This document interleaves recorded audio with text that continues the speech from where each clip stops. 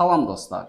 Docs Azərbaycan kanalına xoş gəlmisiniz. Buraxılışımızın sponsoru Newdog və Newcat yemləridir. Newdog və Newcat yemlərinin adından da bildiyiniz kimi həm pişiklər üçün, həm itlər üçün bütün növ çeşidləri mövcuddur. Əldə etmək üçün zoohouse.az mağazalar şəbəkəsi ilə əlaqə saxlayın. Hamınızın itləri necə sevdiyinizi çox yaxşı bilirəm. Bizim üçün it sadəcə heyvan deyil, dostdur, sirdaşdır, yol yoldaşıdır. Amma bugün sizə elə bir hekayə danışacağam ki, burada söhbət təkcə it sevgisindən getmir. Bugün öyrənəcəyiniz şey bütün heyvanların, hətta bəzən qorxulu hesab etdiyiniz heyvanların belə ekosistemdə nə qədər vacib rol oynadığını göstərəcək. Əgər təbiətdə bir canlı yox olsa, nələr baş verər? Bu sual sizə bəlkə də sadə görünə bilər, amma cavabı həqiqətən də inanılmazdır. Və bunun ən real, ən sarsıdıcı nümunələrindən biri Amerikada Yellowstone adlı məşhur milli parkda baş verir. Deməli dostlar, illər öncə insanlar düşünürdü ki, canavar ziyanlı heyvandır. Güya malqarıya hücum edir ki, edir, ov heyvanlarını azaldır və ümumiyyətlə problem yaradır. Ona görə də qərara gəlirlər ki, Yellowstone'da olan bütün canavarları məhv etsinlər. Və təsəvvür edin, düşünürdülər ki, canavar olmayanda hər şey düzələcək. Amma tam əksi oldu. Təbiətin tarazlığı elə pozuldu ki, təsəvvür belə etmək çətindir.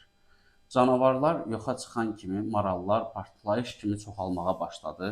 Özlərini çox rahat hiss edirdilər. Çünki onları qorxudan heç kim yox idi. Nəticədə parkın ən gözəl yerlərində, çay kənarlarında, düzənliklərdə nə qədər gənc ağac, kol, ot varsa hamısını yeyib məhv etdilər.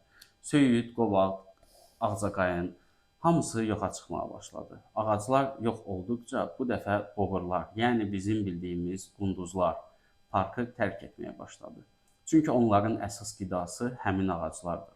Boğurlar olmayanda çaylarda bəndlər qurulmadı, suyun axarı dəyişdi, eroziya artdı, sahillər dağıldı. Bir yırtıcının yoxluğu bütün sistemi dağıtdı.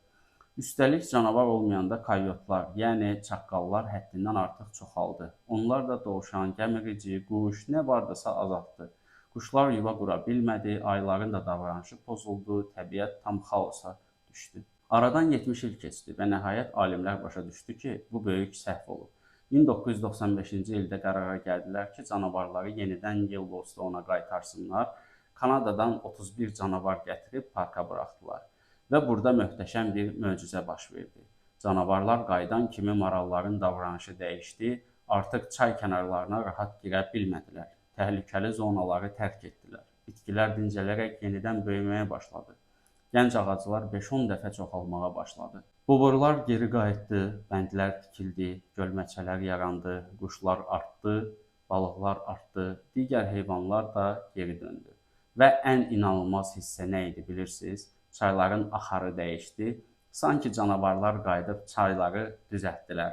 Ağaclar sahilləri möhkəmləndirdi, boğur bəndləri suyu tənzimlədi və çaylar əvvəlki kimi səliqəli axmağa başladı. Təkcə bir yırtıcının qayıtması bütün ekosistemi diriltdi. Buna elm dilində trofik kaskad deyilir. Yəni yuxarıdakı yırtıcı yox olanda hər şey çökür. Qaydanda isə bütün təbiət bərpa olunur. Bu hadisə bəşəriyyətə bir dərs verdi. Təbiətdə heç bir canlı təsadüfən yoxdur. Hər birinin öz rolu var. Hətta canavarın da. Bugün bu hadisəni sizə danışmaqda məqsədim itlərin və pişiklərin də bu ekosistemin bir parçası olduğunu bildirməkdir. Gəlin onları da birlikdə qoruyaq. Sağ olun, sizinlə mən idim Əkbər Rəsul. Gəlin görüşlərə.